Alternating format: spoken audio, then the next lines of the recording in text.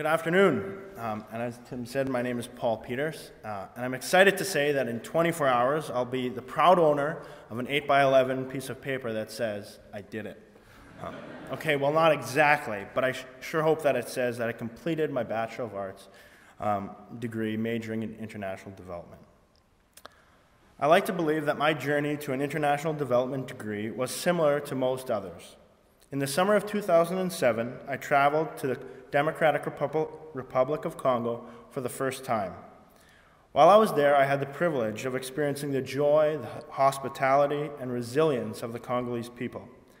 However, I also experienced some of the daily struggles and injustices that the people were living with.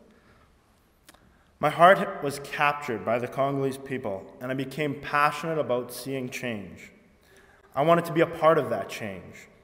But I didn't really know what was the best way of going about doing that.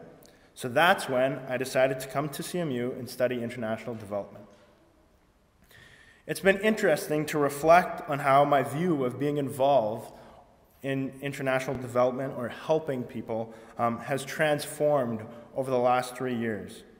And that's what I want to share about tonight, or this afternoon. When I started studying at CMU, I looked forward to helping and walking alongside people. I wanted to use my knowledge to walk along other people as they experience change. This feeling hasn't gone away, but as I've continued to study, I stand here now realizing that one of the most important things for me is personal development and self-awareness of what my choices, how my choices affect people around the world. This all started in my first international development class with Kenton Loby, the Introduction to International Development.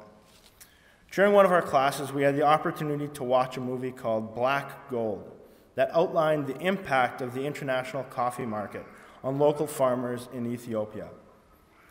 This video inspired me to research fair trade coffee and eventually to write a paper comparing the fair trade and free trade coffee industries.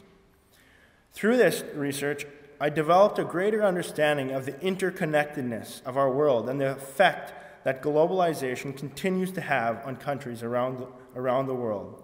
I figured out that my decision to purchase a cup of coffee here in Winnipeg had significant impact on the livelihoods of rural Ethiopian coffee farmers.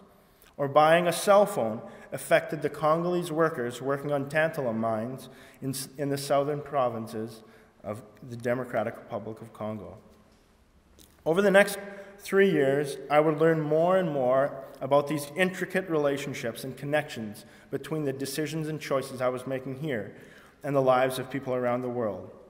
I realized that international development can't just be teaching people about sanitation or building a school. International development included being attentive to the decisions I was making and the effect that they had on the people around me and around the world. This last semester, I had the privilege of taking a class called Participatory Local Development. The class focused on 3 core questions: whose participation, why local, and the development of what. With these 3 questions in mind, we had to develop as a class our final project and work together to accomplish it. Inspired by CBC's 8th Fire, we decided to explore the history of our identity as settlers on Indigenous land. Our research aimed at deconstructing the still prevalent impact of colonization and understanding the concept of decolonization and how it relates to the work that community organizations right here in Winnipeg are doing. Through this process, I was once again reminded of the impact my decisions were having on communities, even right here in Winnipeg, and continue to have around the world. As I was reminded of this, I remembered that development starts here. It starts with every decision that I make. So that makes self-awareness one of the most powerful pieces of international development.